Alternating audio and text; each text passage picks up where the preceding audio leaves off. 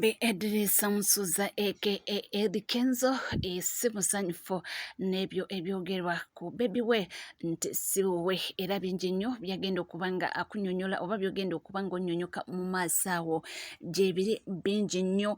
Ate tulaba nti waliwo n'omuvubuka naye avuddeyo kubanga yeŋŋanga First Family, njogera ku mukulembeze Yoweri Kaguta Museveni. Mulowooza biki byayogedde? Naye owange binaggwa bitya bino byonna nga tubitunuulira? Nze naawe tuli ku NCK TV.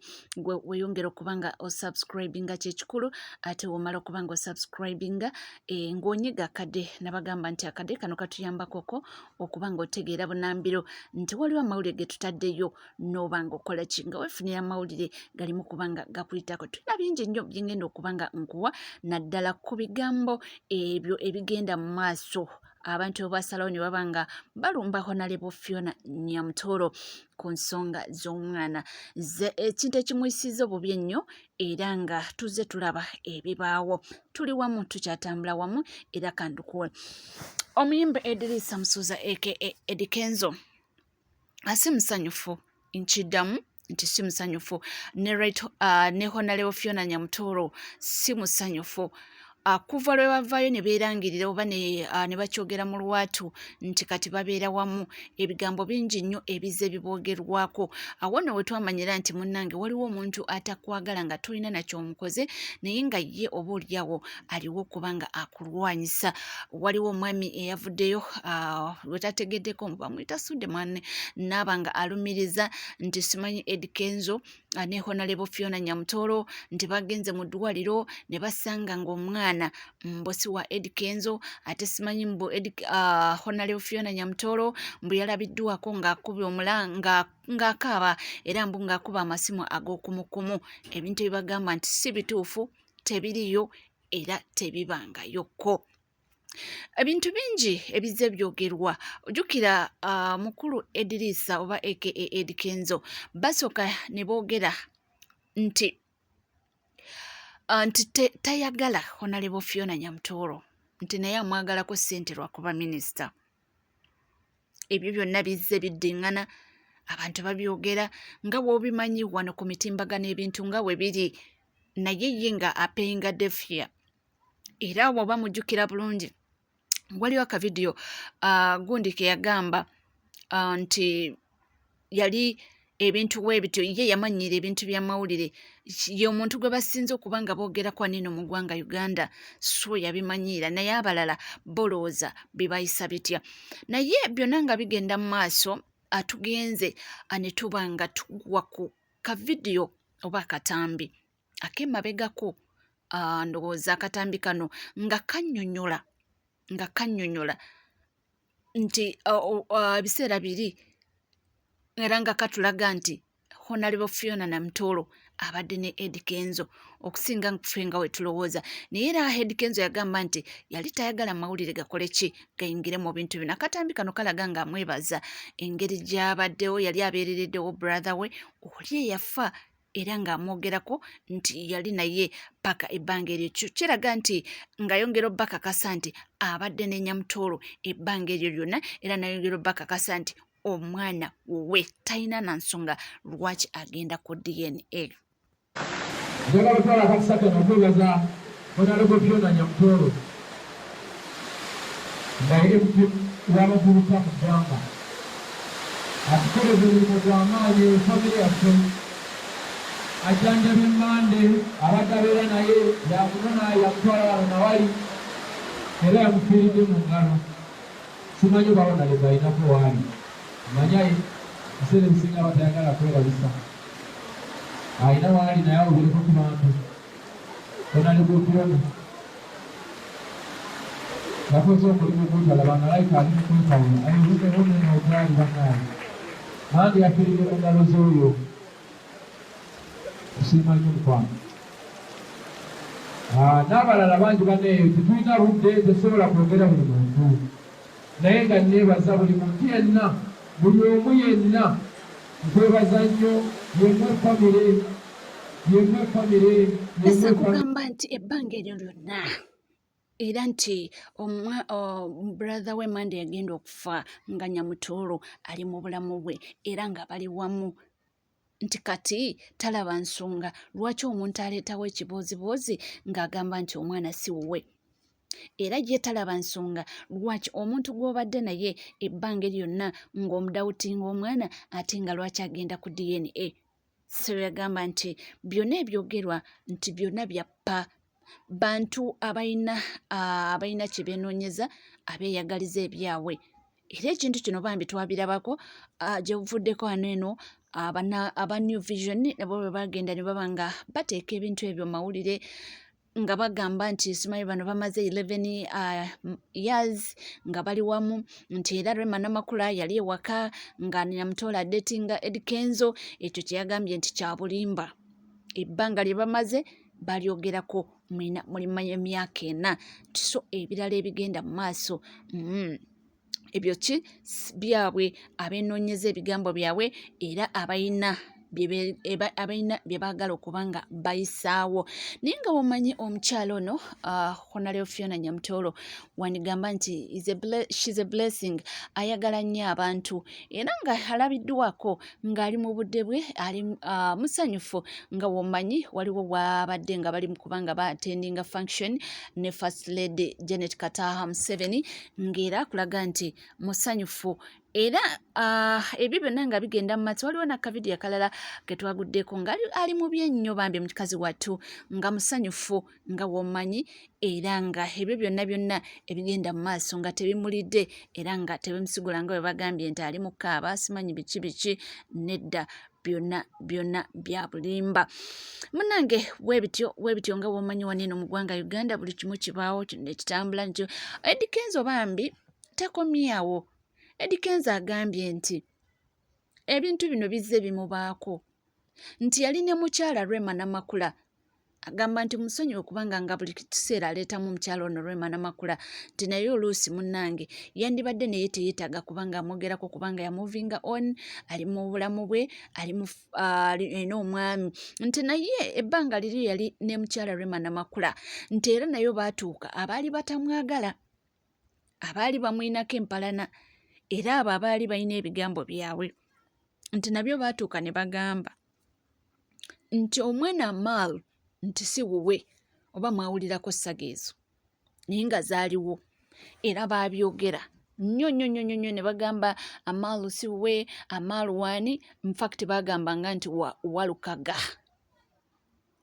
bagamba nti omwana Amal Walukaga nti era nti omukyala Rema Namakula yalina abaami bangi nga mwe muli Walukaga bamusibakokko ne Bebe Cool. So ye kyagambye nti nze ebyo si bipya gyendi nabimanyiira nti buli ekibaawo buli ekituuka mu bulamu bwange ekirungi abatanjagala bavayo ne boogera kino ne boogera kiri naye nga kituufu ebintu bya Mal nabyo mwabiwulirako nga mukyala Rema Namakula nga bamusibako omwami oli nga bamusibako omukulu Mathias Walukaga. Omukyala ono Rema Namakula yakanyanga bagamba nti bannange nze saagalanangako n'omukulu Mathias Walukaga. Era bamubuuzanga nnyo ebibuuzo bino mu kamera nga bamubuuza kituufu wali oyagadde ku Mathias Walukaga, mukazi wattu ng'abagamba nedda. Era ne bamubuuza nti naye nga tuwulira nti omwana gw'olina wa Mathias Walukaga, mukazi wattu ng'akanya bagamba nedda byonna bya bulimba. Naye nga womanyi media ewaffe wano mu ggwanga Uganda oba n'awalala weebityo weebiri balemera ku nsonga ne balemera ku kintu abavayo ne bagamba nti balina obukakafu naye nga bambi tebuliiwo. So ndowooza abantu just bagezaako kubanga balwanyisa Eddie Kenzo batamwagaliza oba oliawo abalina nga balina personal issues ne Eddie Kenzo bambi bagenda ne babireetamu abaana abato abali innocent abatalina kye bamanyi ne badragingamu buli omu ndowooza ali close to ye naye kyagamba nti nze nabimanyiira nti era y'ensonga tefola nali njagala famire yange mbijje mu mawulire nebeerereeyo ne mukyala wange nga we tubadde ebbanga eryo lyonna nga teri amanyi nti nina omukyala gwe mbeera naye nti obulamu bwaffe bubadde bwa kimpowooze tubadde tubeereeyo nga tunyumirwa buli kimu nga kitambulira bulungi nti naye ebyajjira kati abyamawulire ne babitegeera katugenda kubiikula ku makya kino enkyo n'abiikula kiri ate twajjirwa internet ogenda okwesanga omukutu guno gwogedde kino guno gwogedde kiri naye Eddy Kenzo agamba nti yamanyiira kubanga bamwogeddeko ebintu bingi nnyo nnyini ddala naye ekirungi ekiriwo nti omukyala ono Fiona Nyamutolo ye yalabiddwako ng'ali musanyuwa akola bibye ng'anyumirwa bambi obulamu nga bumutambulira bulungi oli abagamba nti yabadde akaaba ebyo bibye omwana owange Kim Styles nenange nkwala twana mutima mubi banage mulabe omwana nyambaza Kim Styles. Oh, this is so cute. Ngenda kakukubira nawe otye.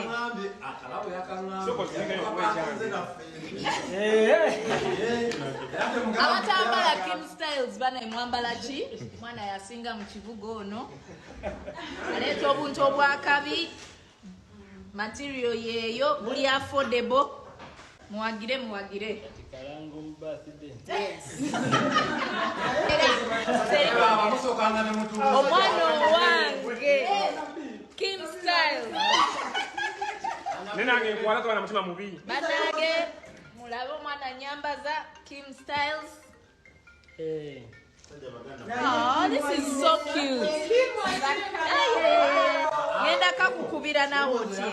no Fiona Nyamutolo yabeeredde mu bulamu bw'obweddembe ng'anyumirwa n'emikwano gye obulamu nga bugenda mu maaso lwe babasala nti basala ebigambo nti yabadde awo ng'akaaba simanyi nga bimusobedde tabitegeera byonna bya bulimba era Eddy Kenzo yagamba nti ye akimanyi Mukama yamutondera omukyala yoyo Honorable Fiona Nyamutolo era bajja kubeera wamu era obufumbo bwabwe Mukama ajja kubanga abo blessing nti talina kyatya ebigambo byo bibaawo era kyamanyi nti bajja mwogerera boogere nti si omwana asoose ono okumwogerako bamwogerako ng'alina erema nga bagamba nti amaalo si we so agamba nti teri kipya ekigenda okubanga kimutengula emmemme nga tuvuddeko eyo munnange waliwo omuvubuka omulala naye ate yeesimbye mu First Family.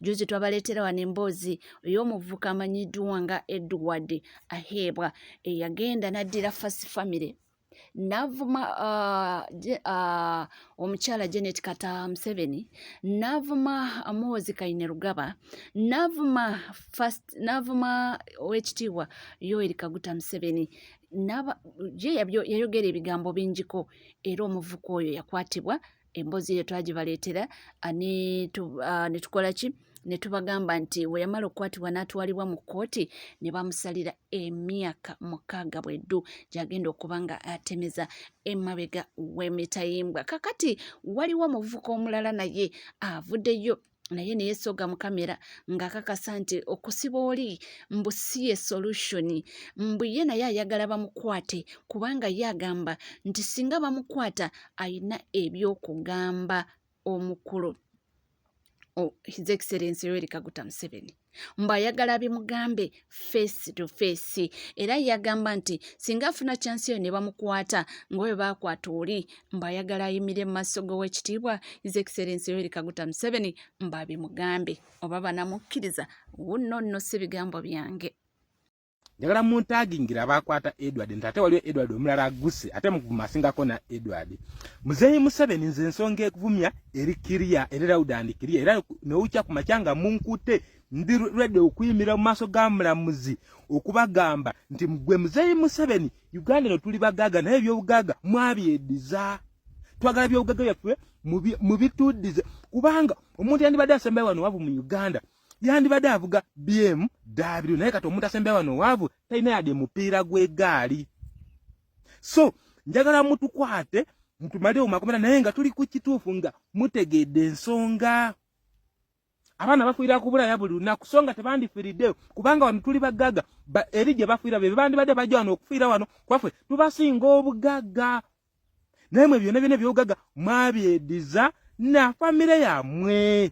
So tulina okubavuma mutegeere nti muli babi nnyo era ndowooza obiwulidde omwana mulenzi alina ensonga ze agamba nti mu butuufu yandyetaaze abagambe bawulire abaana baffe nti bafiiridde ku byeyo ate ng'ebyobugagga biri wano nti ebyandibadde bituyamba naye ate ekyebuuzibwa nti ebivumu bye bigenda okuba nga bikola ebivumu bigenda okuba nga bikola oba oliawo bandibadde n'engeri ndala gyasobola okuba nga aggusaamu ensonga ye naye yagamba nti tomanya alina essuubi nti bw'anaavuma naye bajja mmulaba bamuidentifying bamukwate oba oliawo nti anaafuna chansi enaayimirira mu maaso ga weekitiibwa His Excellency Yoweri Kaguta Museveni n'abimugamba physically banaamukkiriza nze naawe bambi waliwo alemedde ku Chosen Becky nga mulumiriza nti ayagala nnyo obutaala era nti ensonga z'omwana okuteekanga ebifaananyi by'omwana ne buvidiyo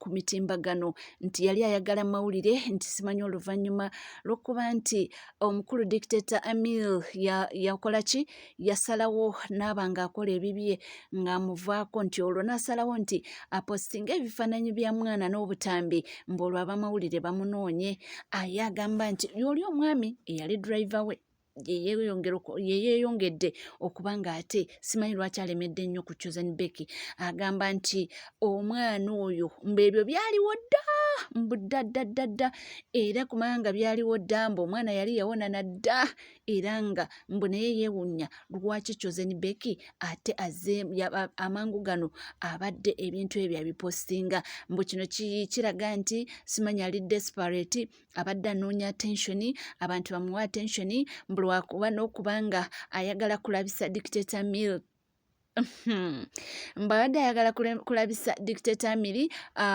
bagambe nti tamufaako era nti bagambe nti yamusuulirira ate mukadde we yali amwagalira nti mukadde ng'alwaziza omwana mbu yali yeetaagira okuba ng'abaawo naye mbu yakola ki yamusuulirira abantu beebuuziza ye abange omwami ono lwaki alemedde nnyo ku Chosen Becky omwami olwaki amwogerera ebigambo ebikankana ne weebuuza ye abange afuniramu wa kirabika amuyinako ennugu nnyingi n'obusungu bungi like Chosen Becky we yamuyimiriza kirabika kyamuyisa bubi nnyo kyeva buli lwakedde aleetawo kino lwakedde ateekawo kino lwakedde ateekawo kino lwakedde ateekawo kiri kwegamba ebigambo bingi nnyo omwami oyo byataddewo wakati wa Chosen Becky wamu ne mwami we oyo dictator Amil kubanga oyo driver ye yavaayo kennyini ate n'atandika okwogera simanyi dictator Amil yamukwata n'omwami omulala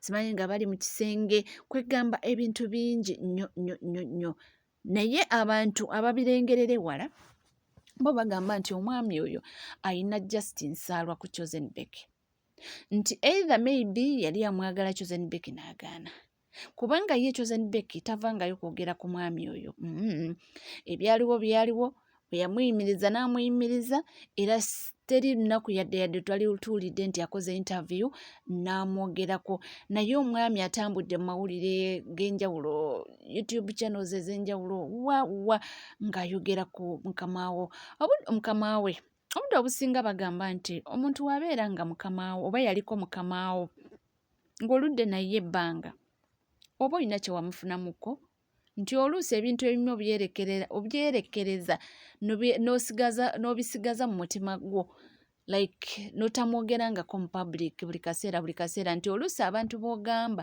batuusa ekiseera ne bagamba nti ye abange ono ye gye yali tewaliyo kakalungi yadde n'akamu naye omwami ono driver akisuusizza omulaba ku mukutu guno ate kyewunyisa n'agamba nti babadde bamaze ebbanga nga bali wamu ng'amukolera era kino kye kireetedde abantu okwebuuza ebbanga eryo emyaka gyonna gye babadde bakola wamu nga driver lwaki abadde tamulabangamu bituli lwaki nga bamaze omugoba lwavuddeyo okuba ng'ayogera kino nakiri ng'ayogera ebikankana kukitegedde so munnange bwe bityo neffe tujja kusigala nga tukwapudetinga era nga nkugamba kimu nti mukwano oli ku NCK TV gwaliyo nga tona subscribinga kekadde obeere ng'osubscribinga ate womala okusubscribinga ng'onyiga akadde oba oringinga that notification bell wamala okuringinga that notification bell munange ng'otuula osirika okkalira ebisigadde ng'olindirira tubireeta era tujja kubanga tugakuwa mu bwojjobo bwago ninga ebyo bye bitrendinga oba bye bigenda mu maaso wanino mu ggwanga Uganda amawulire mangi nnyo nnyini ddala agagenda mu maaso wanino mu ggwanga Uganda era nkugamba kimu nti gwe tuula kalira nywera tujja kubanga tugakuwa mu bwojjobo bwago sigala naffe tukomawo.